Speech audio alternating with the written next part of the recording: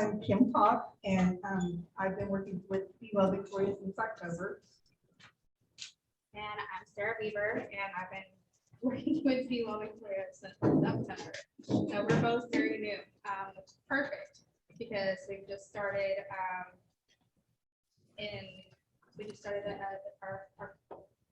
second 5-year grant to implement all of the strategies that Kim will talk about in the slideshow for Be Well Victoria.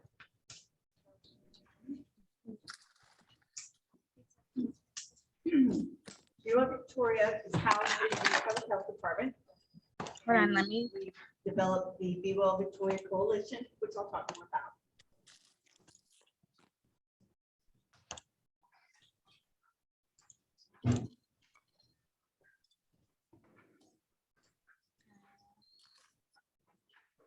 Don't know how to. That should be good. Okay. All right.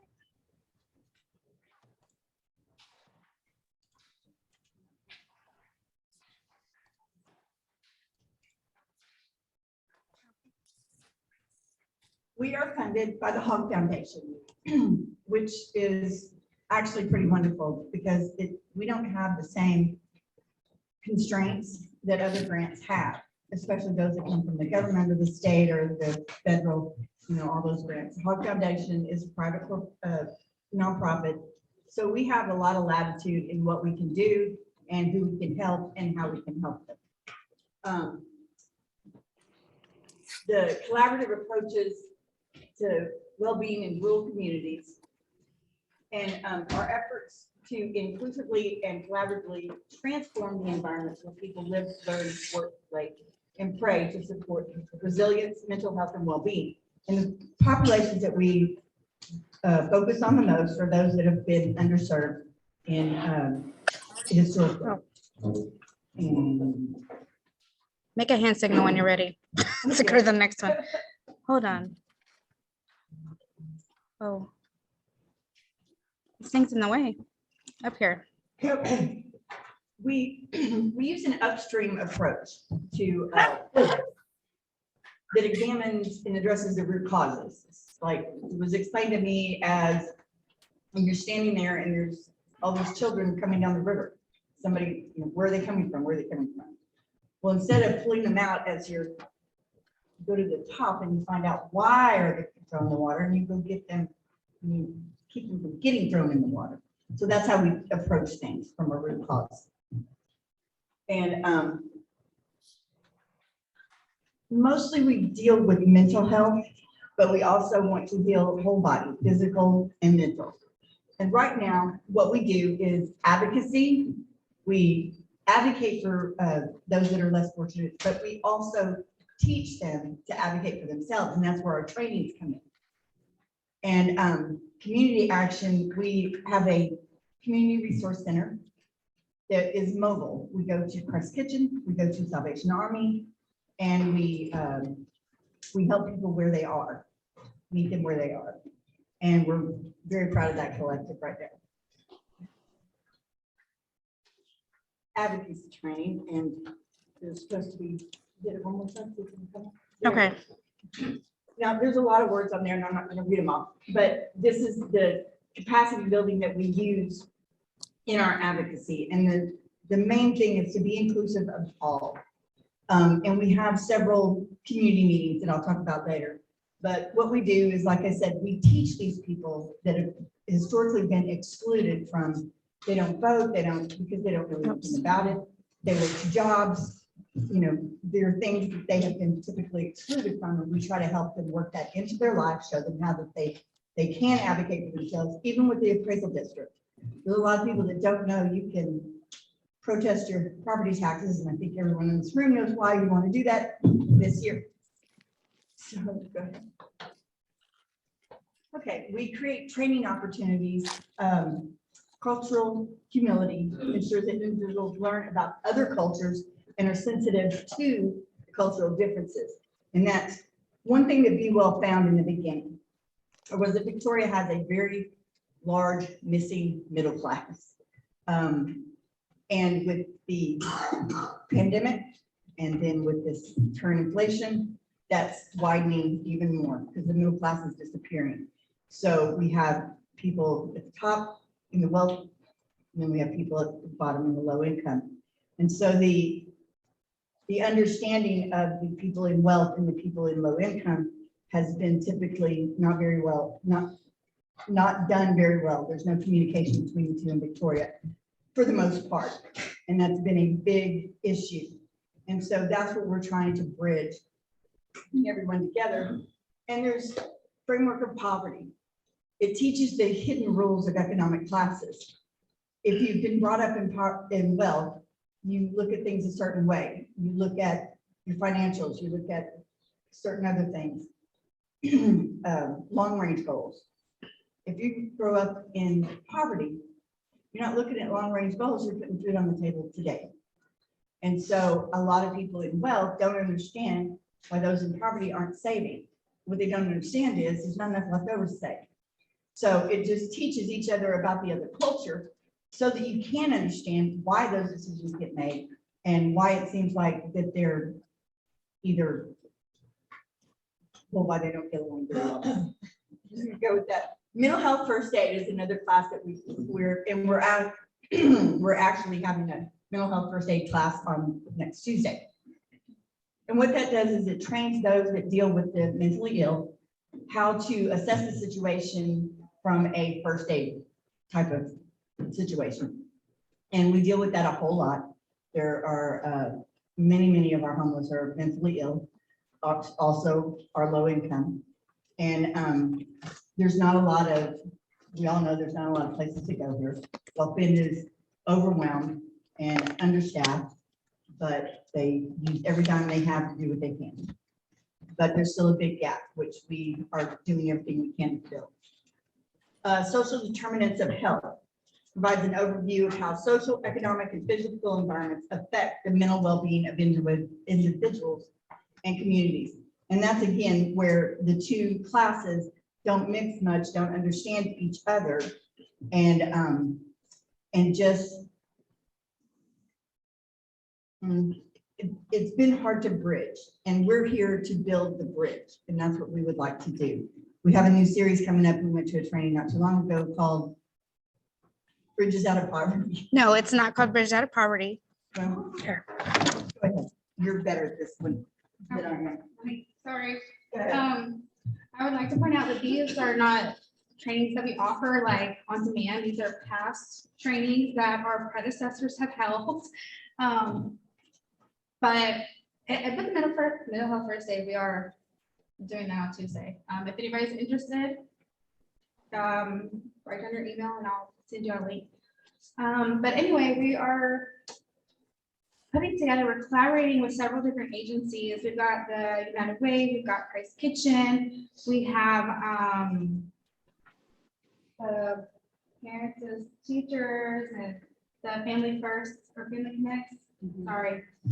And a couple of just community members that are interested in this. And we're going to be putting together like a whole program. And it's based off of the framework of poverty, written by Ruby Payne.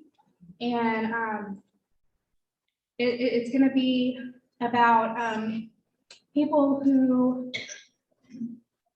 are in poverty, people who don't know how to, they're stuck and they don't know how to get out of where they're at. And it's not going to be teaching them. It's actually, we're going to be facilitating. It's going to be like self-actuating to where they use a lot of mental models and discuss with each other and go investigate in the community and the world the different reasons why they're living in poverty, the tyranny of the moment, like where you all you can think about is what's going on in front of you and not what, you know, what could be in the future.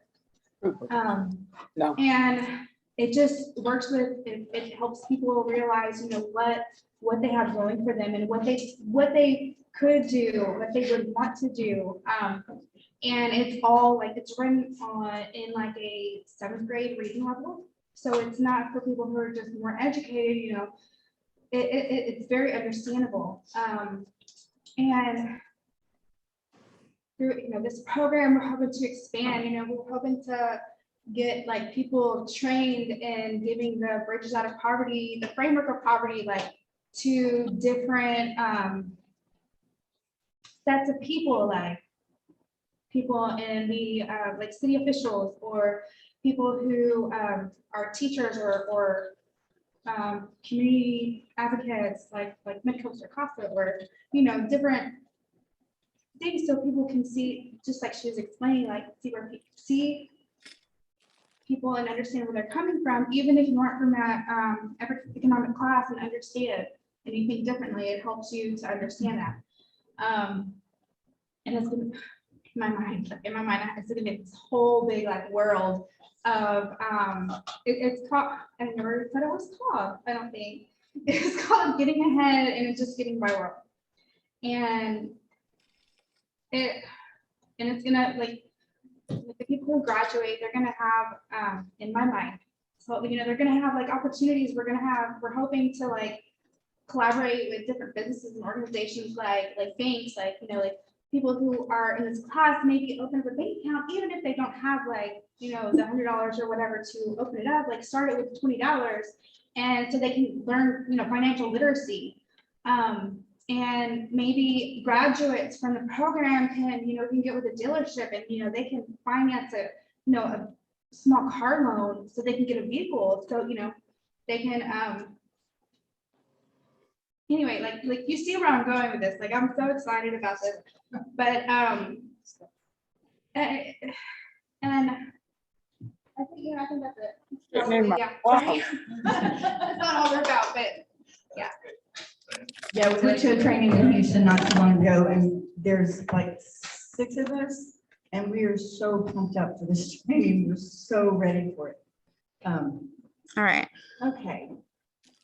The scope of work in for Be Well is, I mean, we're trying to, like we said, you know, support the resilience and the mental health with community collaboratives, using a population health approach and facilitate collaboration in our community with all partners. And we do partner with Professional Health Fund, we partner with Salvation Army, we partner with Christ Kitchen, and like she said, Parents as Teachers, Family Connects, and then Kids Connection. There's just a range of agencies, and you know, we'd love to partner with you too.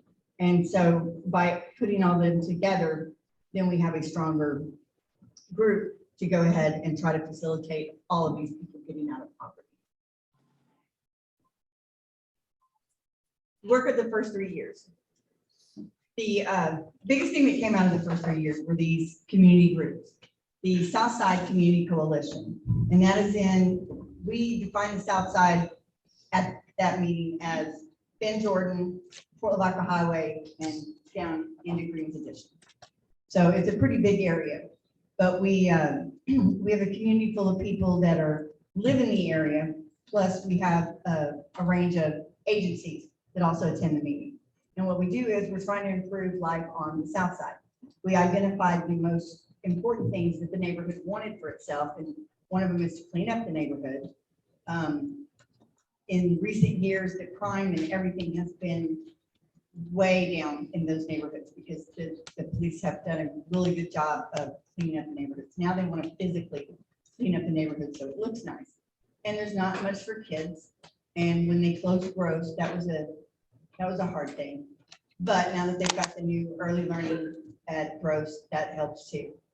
But and then the other thing is there's a food desert down there. HEB is the only grocery store that's anywhere close to them, or the dollar store. But at the dollar store, you cannot get fresh fruits, fresh vegetables, or anything like that. So there is a real big problem down there and a real big need for groceries. We have approached a couple of people. It's not something that we can fix as a group, but it's something we can advocate for as a group. And that's what we tell them. You know, Be Well can't fix all the problems. We can help you know who to go to and how to go to them, what city officials to vote for, how to vote for them, how to look up and see what their platforms are. And we concentrate a lot on voting. No, sir. We don't tell them who to vote for. Huh? We don't tell them who to vote for. No, we don't tell them who to vote for. We tell them who's running and what they stand for. Thank you. No, we don't tell them who to vote for. We give them information to make a decision. let them know. In the Christ Kitchen Community Coalition, it started with a bunch of the homeless and low income that frequent Christ Kitchen. And like the first few months of the group, they had all these ideas. And if you've ever been to Christ Kitchen in the neighborhood, there's a lot of empty houses, just standing empty. And they said, if we could contact the owners and if they would let us do the work to fix them up, that would be our equity and our deposit in the house, and then we can rent from them. Because until people have a place to sleep, it's hard to get them a job, mental health, wellness, or even address addictions. So then the Crestwood community, the Crestwood Community Coalition came together. The public housing over on Crestwood. It's next to the C3 Victory Church, if anybody knows where that is. That community has had a hard time with getting their needs addressed in housing. So we created a group there to advocate for them, or to help them learn how to advocate for themselves and go to the Public Housing authority meetings. Yes, to go to the housing authority meetings and make their voices heard. So we're helping them learn how to do that. Each was formed in these specific neighborhoods, and we have three strategies for our new common agenda. And there's two groups that we're looking at trying to build, and that is one in Silver City. And if you don't know what is designated as Silver City, it's the area from Ben Jordan back up to the Loop and over by Dudley School and back over to, I guess it goes all the way back over to that Lorraine, I guess. But and the other one is Bloomington. Bloomington doesn't get a lot of attention from anybody. So we want to get a group going out there. And we've done some public surveys and found out what their needs are and what they're wanting. And I think the biggest thing that we found out about Silver City is that there are no school zone signs or anything at Dudley. People just up and down that road really, really quickly. And it's very dangerous for the children. So that's one of the needs that they have out there. And in Bloomington, the biggest need that they seem to have out there is parent involvement. So that's an issue that they're dealing with in the school down in Bloomington. So those are needs that we want to help them address in the future. So there's stuff going on. Now, our three strategies for a common agenda are a living history and community conversation series of Victoria. And this is a collaboration we're doing with the University of Houston. And what we're doing is we're finding those historically excluded communities of color, of socioeconomic and race, and we're finding out what some of them have been in Victoria for a really long time. So we really want to get that history, what it was like in the 60s, what it was like in the 70s, where are we going, where have we gone from the 70s to 2020, where have we gone with Victoria? Have we gotten better? Are we treating people better? What are we doing? So we have a living history going on. Now, empowering historically excluded people, that is still one of our biggest agendas. And like I said, we have the current groups and then we're getting new groups. Then strategy 3 is streamlining access to services and supports. And that's where we created the Mobile Community Resource Center. And we partner with Midcoast Family Services. We partner with United Way. We partner with Bill Finn and Health Disparities. And Got Health and Human Victoria Services there College. today. Yeah. Health and Human Services there Yeah, today. and Health and Human Services is there today. So we have a lot of people, and we just go to Christ Kitchen and we just talk to people where they're at. They sign up on a list. We get them. One of the biggest problems with the homeless community getting a job, one of their biggest barriers is not having identification. No social security card, no birth certificate, and no ID. Because when they're on the street, sleeping on the street, things are hard to take care of. If you get your wallet stolen, well, everything goes. If you get your backpack stolen, well, everything goes.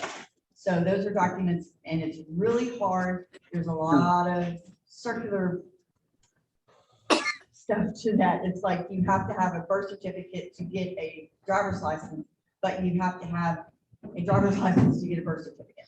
So in those, we get really creative. We've gone as far as divorce and marriage records to be able to get, yes, she goes the extra mile. I mean, she really does. She's come up with some creative ways to get birth certificates, because that's where it starts. You need the birth certificate. And you need that to get the social security card, and then you need to get the ID, and you need the social security card. I would say the driver's license requirement has made it extremely difficult in recent years. But the reason for that is all of like 9/11 and things like that have happened. They've made it harder to get IDs, but it has really put a barrier with our homeless and our low income. Our resource center is growing. We also go to Price Kitchen from 10 to 1 on every Wednesday. And we go to Salvation Army from 2 to 4 every Wednesday. And then we're there from 9 to 3 every Monday. And people just come and get their needs met. And instead of telling them, okay, go here and go here and go here, which can be frustrating, and one no can stop the whole process because then they're frustrated, is we do warm handoffs, and that's the most important thing. I have to tell you something. That's not the newest mission statement. Or it's not. The newest mission statement is Be Well Victoria is a nonprofit coalition working to improve the spiritual, mental, and physical well-being of every individual, regardless of age, race, economic status, or sexual orientation. And the vision is Victoria is a safe and inclusive community where everyone is valued and has the opportunity for a healthy and prosperous life. That is our vision. And we also have a confidentiality clause. Oh. When we meet for the big coalition, for the Be Well Victoria Coalition, which there haven't been a lot of meetings since COVID, there's only been one, and we're trying to plan the next one. But that's when the confidentiality comes out, because we do talk about mental health sometimes. And there are people that are willing to share their stories and people that would rather keep their stories in the room. So we want to respect those people that here's my story, but don't put my name out in the public, because not everybody. I'm one that I don't care, but there are people that my job knows and everybody knows what I deal with. But there are some people that with their job, it cannot be disclosed or they may lose their job. So we try to be respectful of that.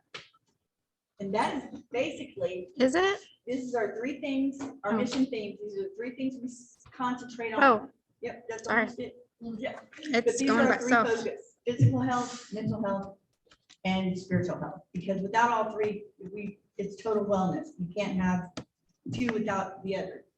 And you definitely can't have 1 without the other. Yes, ma'am. Can I talk now about we have one present? Oh, Yes, you may talk now. I'm actually.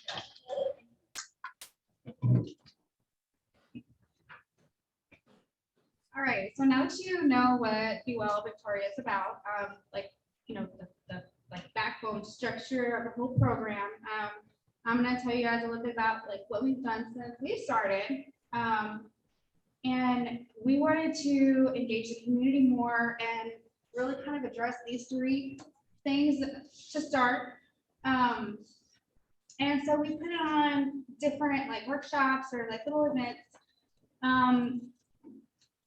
And we're really hoping to get more people to attend these things because they're really great. Like we had a spiritual wellness where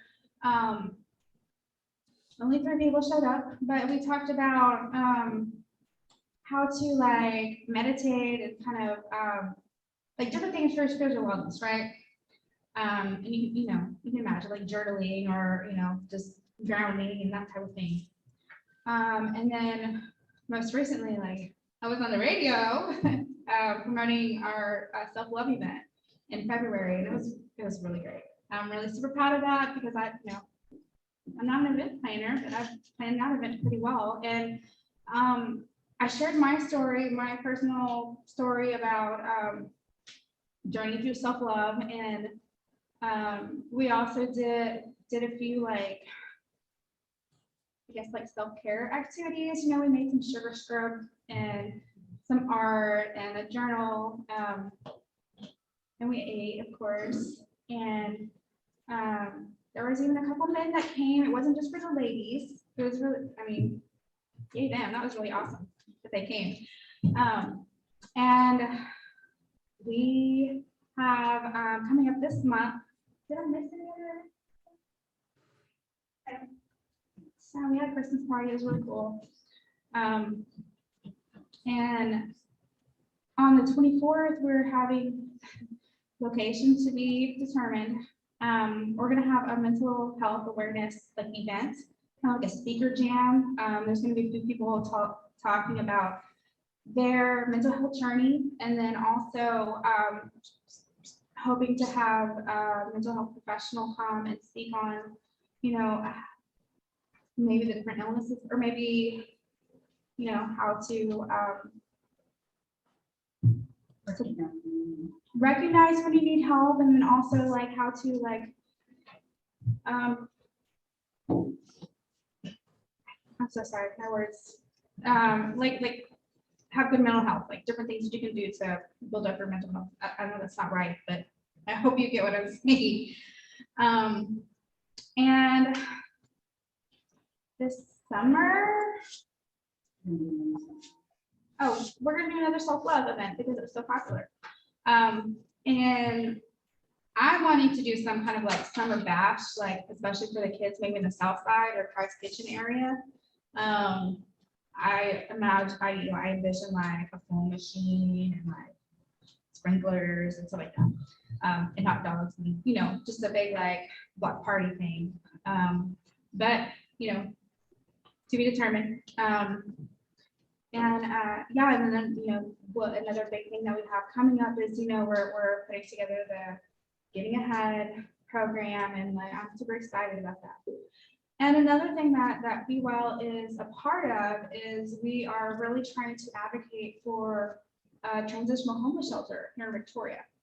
And to get people off of the streets and transition them. It's not going to be like a permanent home. It's going to be a place where they can rest and get services and get the help that they need, you know, like drug rehabilitation or counseling, or just a place to sleep to get your mind right, to transition into permanent housing.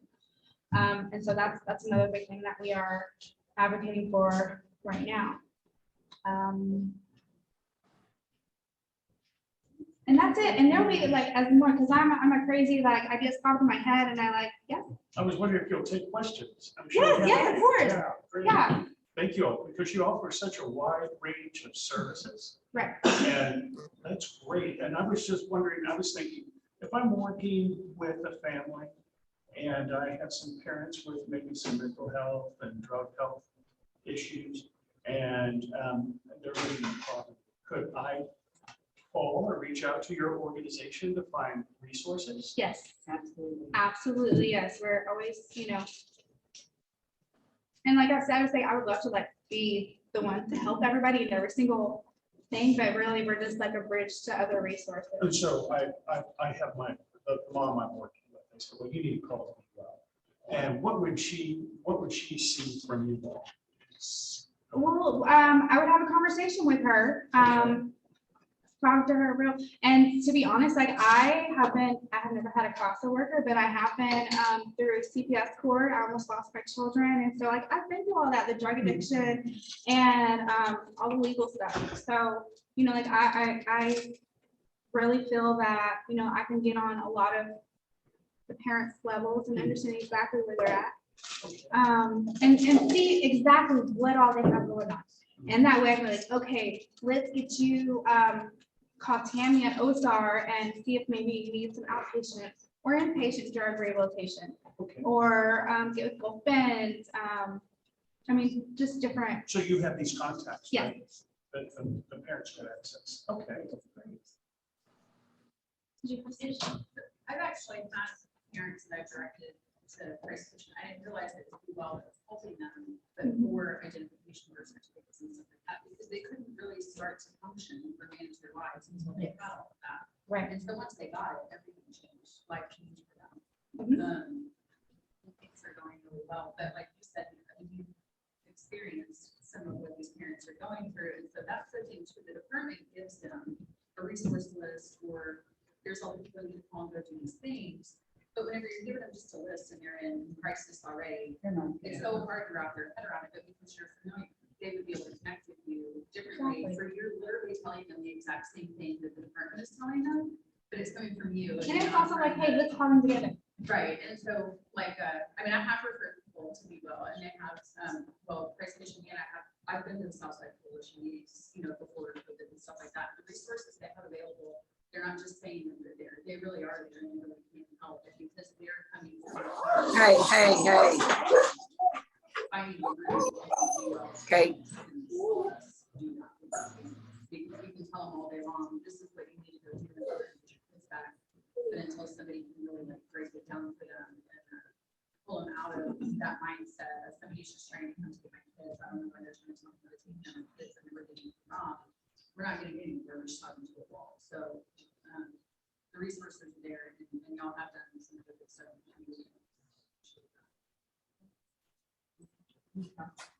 On a selfish note, our church, this is my church. Selfishly, we have Wednesday night dinner church, and we do have a number of homeless and poverty folks that are coming. They have free meal, we have a little message of communion, and we have youth group that means, a lot of these kids are coming to our youth group now too. So it's been really exciting to have folks that probably won't come on Sunday morning, but they will come here and be blessed. It's been really, really cool. So I mean, that they value your services. Yeah, tell them to come here. We do. Oh, yes, ma'am. Yeah, Pastor Wade goes to Christ Kitchen sometimes and passes out the flyers. You know, Jay. Jay? at Christ. Oh, yes. Any other questions? I was wondering, you serve Victoria County, correct? Yes. Do you know of others that serve like DeWitt or Goliad, Lavaca? Not a big well, like for our, like through the Okay. Hog Foundation, but there's United Way, Midcoast, Golden Crescent. Sorry, I'm bad about that, yeah. I mean, and those are some of the resources that we use that are, they're here in Victoria County, but they also serve other counties. Sure, okay. And one more thing, have you looked into the family promise model for homeless as a possibility of encouraging that development in Victoria? Are you familiar with that? No, I'm not. And where before we had it, there was a church, this thing with it, we provided shelter for homeless families for a week at a time.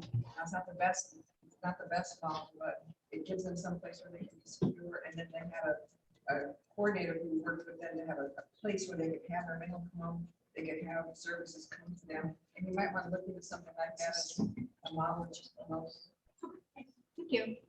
And there's one thing that I'll combine, I was gonna say too, that we have a couple of we have a flyer, a brochure, the little foldy things, that has a little bit, basically the same stuff, but if you want to take it with you about Be Well Victoria.